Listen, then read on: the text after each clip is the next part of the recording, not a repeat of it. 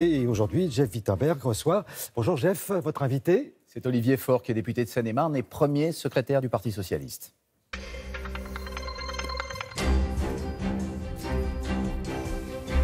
Bonjour Olivier Faure, merci d'être avec nous ce matin. On l'a entendu dans le journal, le collaborateur de l'Élysée qui a été filmé en train de frapper un manifestant à terre le 1er mai dernier, en marge des manifestations, a été mis à pied puis muté à des tâches administratives. Quel est votre commentaire sur cette affaire? Est-ce qu'il faut en rester là?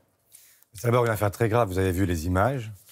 On a là un chargé de mission à l'Élysée qui d'abord usurpe des titres qui ne sont pas les siens. Il porte un brassard de police, un casque de police.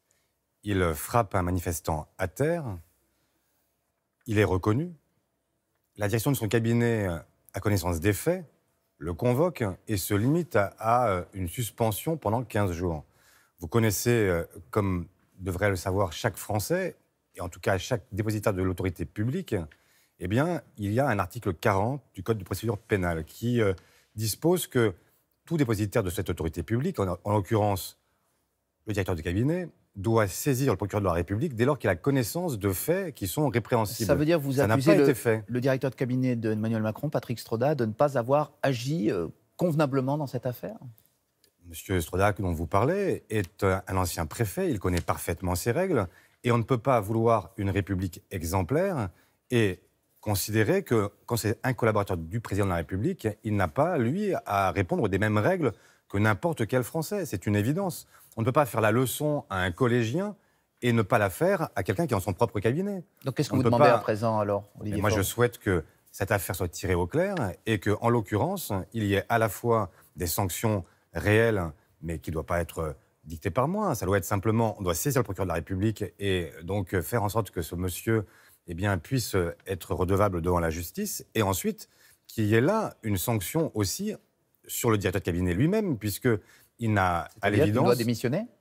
Je ne sais pas s'il doit démissionner, mais à l'évidence, il doit être sanctionné, parce qu'il n'est pas imaginable qu'un directeur de cabinet qui connaît parfaitement le droit et qui doit être exemplaire, se comporte ainsi et outrepasse, donne le sentiment qu'il y a au fond deux républiques. Il y a une république qui serait en marche, paraît-il, mais enfin, en tout cas, elle ne marche pas vraiment à l'Élysée. Et elle est, en tout cas, bloquée, et deux poids, deux mesures. Et c'est ce sentiment-là que les Français ne veulent plus ressentir. On aborde un autre sujet, Olivier Faure. La France compte-t-elle, oui ou non, trop de parlementaires et en particulier de députés? Le projet de réforme constitutionnelle vise à réduire leur nombre aujourd'hui de 577 à 400. Pourquoi êtes-vous défavorable à ce projet? Après tout, des députés moins nombreux mais peut-être plus puissants, en quoi ce serait un recul de la démocratie? J'aimerais tellement adhérer à cette fable. Mais malheureusement, on est très loin de la réalité. Vous vous rendez compte que si nous suivons ce que nous demande aujourd'hui le président, nous serons à un niveau de démocratie qui nous rapprochera de la Russie.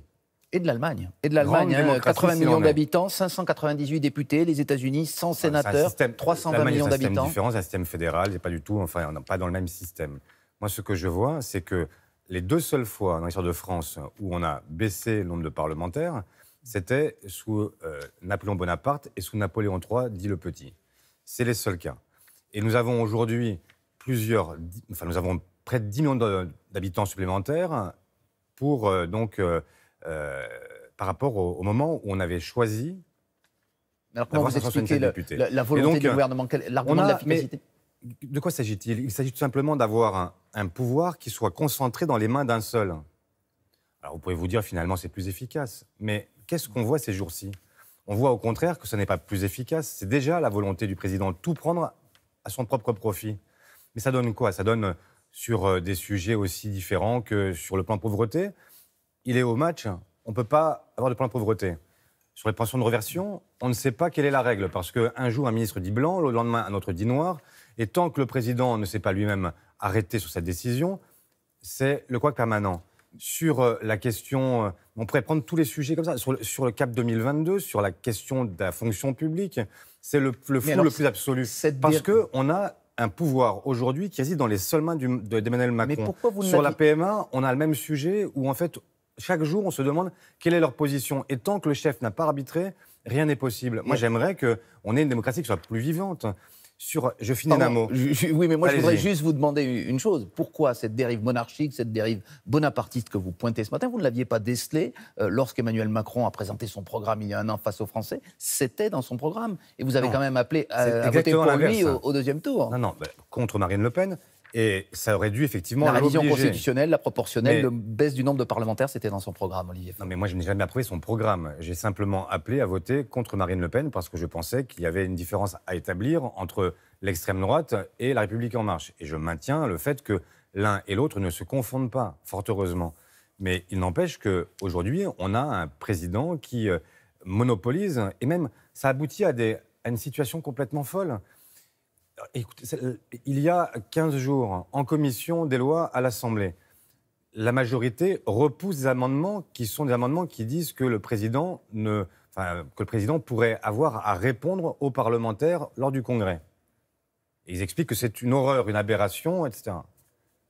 Une semaine plus tard, le président dit « c'est ce que je veux ». Les mêmes en séance publique disent, dans les jours qui viennent de précéder, que c'est formidable désormais. Mais est-ce que vraiment la démocratie peut reposer sur les épaules d'un seul ? Est-ce que vraiment nous devons abdiquer de tout pouvoir ? Est-ce qu'on doit considérer qu'un député désormais doit être simplement le doigt sur la couture du pantalon et être aux ordres du président ? Je ne le pense pas. On vous entend ce matin très offensif, très remonté, très punchy, diraient certains, contre le président. Certains au PS, depuis que vous en avez pris la tête en avril, vous reprochent au contraire d'être parfois un peu timoré, de ne pas avoir encore fait preuve d'autorité à la tête du parti. Qu'est-ce que vous leur répondez, Olivier Faure ? Ouais, écoutez, ce sont les queues de comète d'un congrès avec des gens qui n'ont pas toujours accepté l'idée que c'était moi et pas eux. Et puis, Quelle est la réalité ? Tout va bien au PS ? Mais tout ça est en train de se résorber progressivement. Nous sommes en train de travailler ensemble et je crois que dès la rentrée prochaine, nous serons en mesure de montrer un autre parti socialiste. C'est-à-dire ? Un parti socialiste plus uni, qui est capable de faire front ensemble. Et qui va se Parce faire que entendre, chacun parce qu'aujourd'hui, a on bien a l'impression que vous êtes sorti un peu du paysage politique. On entend Jean-Luc Mélenchon, on entend le Rassemblement national, on entend la droite. Vous êtes Pendant un an, plutôt, nous avons dans les été secondes. dans une phase qui était une phase à la fois de congrès, une phase où nous nous sommes interrogés, et maintenant nous sommes de retour, et nous allons être de retour ensemble. C'est ce que je souhaite, parce que l'évidence, c'est que pendant trop longtemps, il y a eu, à chaque fois que un socialiste passait sur un plateau de télévision, il y en avait un autre une demi-heure plus tard pour dire l'inverse. Forcément, ça n'aide pas à l'impression, comme on dit, ça n'aide pas à ce que les gens comprennent quel est le sens de ce que nous voulons. Moi, je souhaite un parti qui soit un parti uni, offensif, notamment parce qu'aujourd'hui, nous avons face à nous un pouvoir qui, lui, ne se partage pas. Eh bien, on verra dans les prochaines semaines, à la rentrée notamment, la réalité de ce que vous venez de nous dire. Merci beaucoup, Olivier Faure. Merci beaucoup à vous. Thierry Beccaro, c'est à vous. Très bonne journée. Merci beaucoup, messieurs. Bonne journée.